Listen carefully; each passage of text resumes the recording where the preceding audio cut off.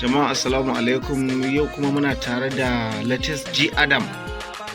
Akwai sabuwar waka da za a saki yanzu, za mu so mu ji ya take kuma menene taken wannan waka, domin duk lokacin da aka sake ta sai ku bibiye mu kuma same ta a wannan channel namu mai albarka.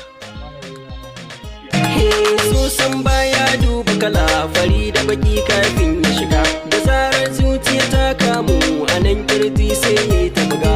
Babu ruwansa da karfinka bare kuma mai tarin zuga, kana da kuɗi ko kai tarka so ba zai hangen wannan ba.